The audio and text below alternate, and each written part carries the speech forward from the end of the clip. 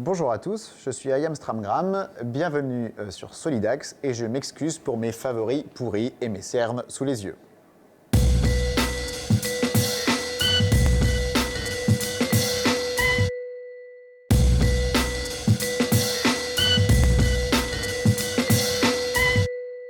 C'est une question qu'on me pose souvent finalement. Je trouvais ça compliqué à dire donc ça me faisait rire parce que c'était un espèce de...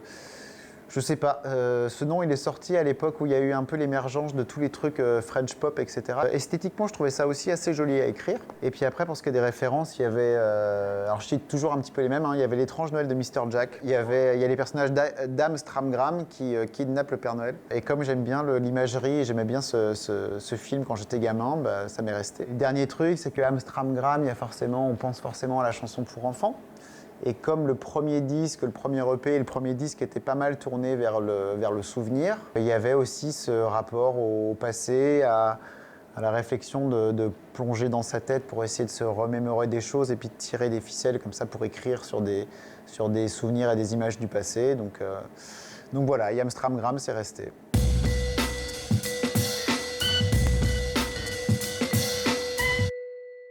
Quand tu es jeune, c'est un peu cool quand même de voyager. Il y avait ce truc de pouvoir le faire, hein, déjà tout bêtement. J'étais en fac de cinéma, en fac d'art du spectacle à Bordeaux. Il y avait possibilité de partir un an avec différents programmes. Je ne suis pas sûr que c'était Erasmus, je ne sais plus ce que c'était.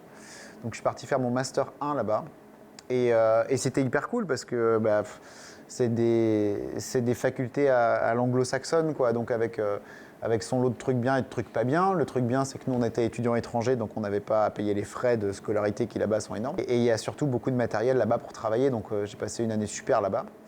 Et puis aussi le rapport à la langue, forcément, comme j'écris beaucoup en anglais, que c'est une langue que j'aime bien, le fait de parfaire la langue, de parfaire l'accent, c'était important pour moi, d'essayer d'être juste dans ce que je pouvais essayer d'écrire en anglais.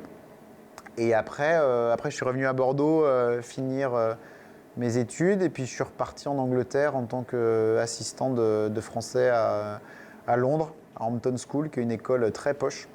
Donc c'était assez étrange parce que c'était un environnement très différent. Après c'était cool, hein, mais voilà, je suis resté qu'1 an, puis je suis revenu à Bordeaux en 2009, et puis depuis je me suis dit hey, en fait ça me saoule de faire des boulots que je veux pas vraiment faire, alors je vais faire que de la musique.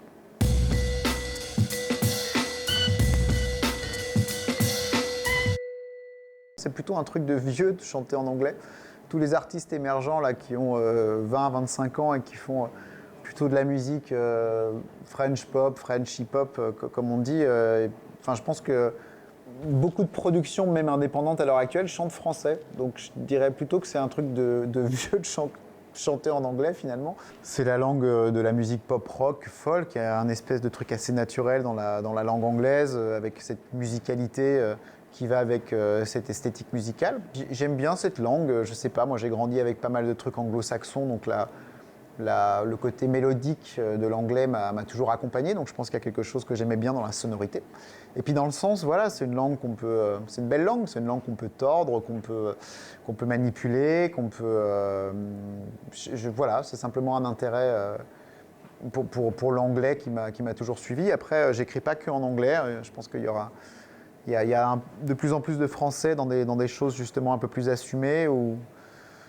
En fait, c'est ça aussi qui est difficile en français. Je trouve que c'est dur d'être juste en français. Je trouve que c'est dur d'avoir des paroles chouettes en français, d'assumer du chant en français, d'avoir ce rapport très frontal à la langue, très compréhensible au premier abord. C'est un vrai exercice, donc j'y viens petit à petit. Mais il a fallu que justement je mûrisse un peu, j'imagine, pour un peu plus assumer ce truc-là.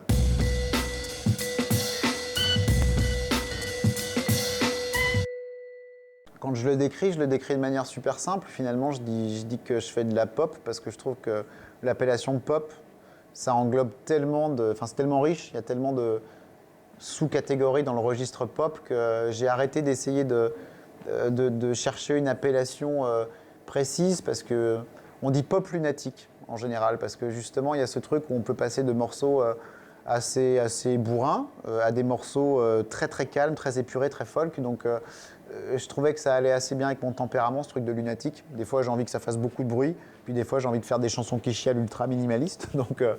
Donc pop lunatique, ça nous paraissait pas mal. Donc ça, c'est chouette, le côté recherche, tant mieux. C'est un truc qui me parle, c'est un truc qui m'obsède un peu, que ça soit que ce soit dans la musique ou dans le théâtre ou dans tous les trucs qu'on essaie d'expérimenter, le fait de se creuser la tête, de chercher, de s'auto-surprendre, d'aller chercher dans des directions dans lesquelles on n'est pas allé chercher, tout en puisant toujours dans ses influences, dans ses bagages. Donc je trouve ça chouette de dire que du coup c'est surprenant et qu'on arrive à aller dans la recherche. J'ai pas vraiment de réponse à apporter à ça, c'est simplement que j'espère que je continuerai de chercher, puis peut-être qu'un jour j'arriverai à trouver un truc, je sais pas trop.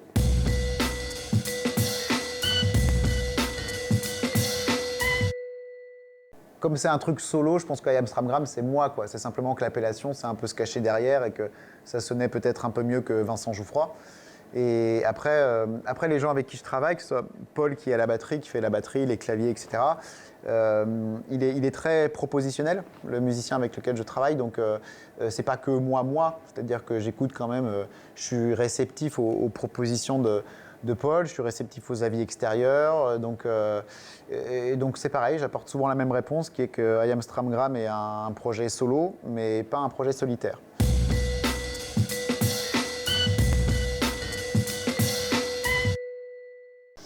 Mais déjà, les comparaisons que tu fais, elles sont super élogieuses. J'ai vraiment pas la prétention de faire des choses aussi qualitatives que font tous les artistes internationaux que tu as cités. Après, les comparaisons sont très belles et vraiment merci du fond du cœur pour le compliment. Modestement, c'est forcément des choses qui m'ont influencé parce que j'ai beaucoup grandi avec la musique quand j'étais gamin, quand j'étais ado. Radiohead, ça fait partie des choses qui m'ont bouleversé quand j'étais ado. OK Computer, ça date de 97. Moi, je suis né en 83, je devais avoir 13 ou 14 ans. Donc ça fait partie des choses qui m'ont...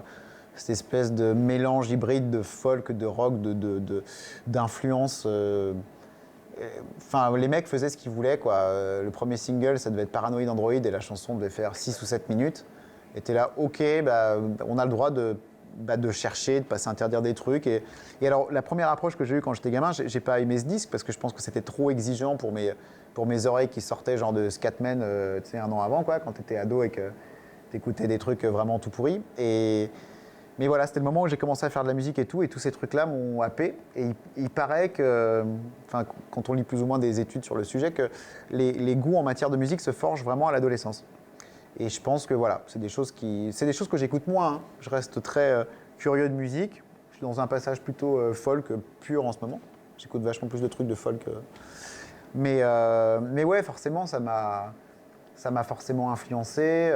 Björk, Homogenic, c'est pareil, qui était un album que j'ai beaucoup écouté gamin, que j'ai adoré. Voilà, de là à dire que c'est proche de ça, en toute modestie, je crois pas avoir cette espèce de palier de génie que ces gens ont. Par contre, ça m'a forcément nourri, quoi.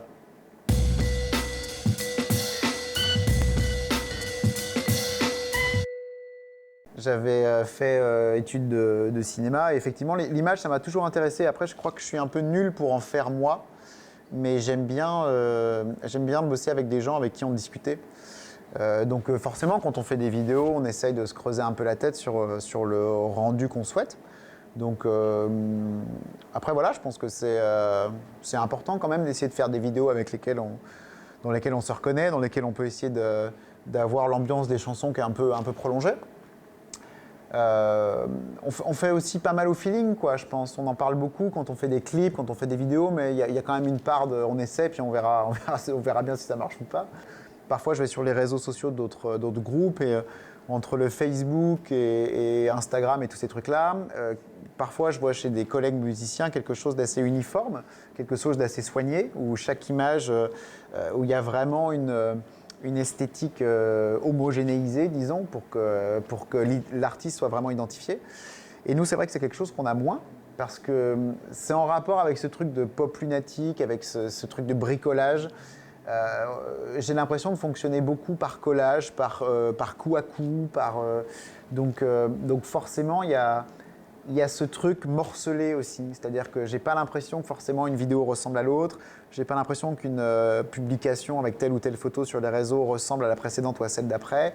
Ça a des bons côtés, j'imagine, et puis ça a peut-être ce côté parfois de garder à distance certaines personnes parce qu'il y a un éclatement de l'esthétique parfois.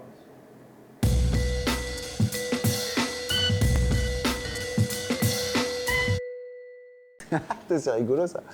Là, je pourrais te faire des chapitres entiers.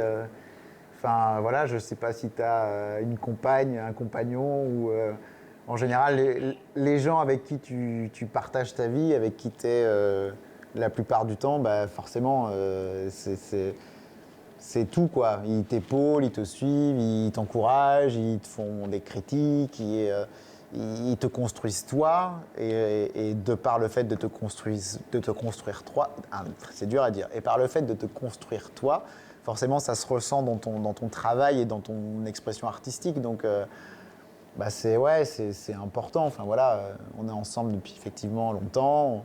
On a eu une petite fille il y a 8 mois. Enfin voilà, et tout ce truc-là, tout ce cocon familial, bah voilà, ça inspire, ça fait que la vie est jolie et ça fait que ça pousse à écrire des trucs. Alors j'écris peu sur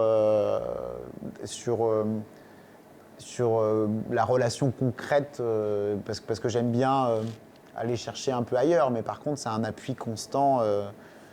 Ouais, effectivement. Enfin, ne serait-ce qu'on soit là tous les deux et qu'on soit essayer d'organiser la journée promotion le lendemain d'une première de théâtre avant d'aller chercher notre petite fille qui est chez ses parents. Enfin, c'est une régie de l'enfer, mais c'est rigolo parce que voilà, le fait d'être proche, on aime bien faire ce genre de trucs ensemble. Voilà, ça fait partie de notre quotidien. Moi, je la suis en tournée des fois, elle me suit en tournée aussi des fois. Enfin voilà, c'est comme on dit, c'est la routine, c'est les petits traits d'union de la vie, quoi. Donc c'est chouette quand elle aime pas un truc, elle est franche du collier, c'est assez chouette. Et après il y a des trucs que moi je déteste qu'elle va trouver très cool. Donc on n'est pas toujours d'accord. Surtout qu'on travaille quand même ensemble sur beaucoup de projets de théâtre. Donc ouais, on n'est pas toujours d'accord, mais on se comprend toujours. C'est-à-dire que même quand on n'est pas d'accord, on argumente et on se comprend quand on n'est pas d'accord, aussi bien que quand on est d'accord. Donc, ouais, c'est constructif.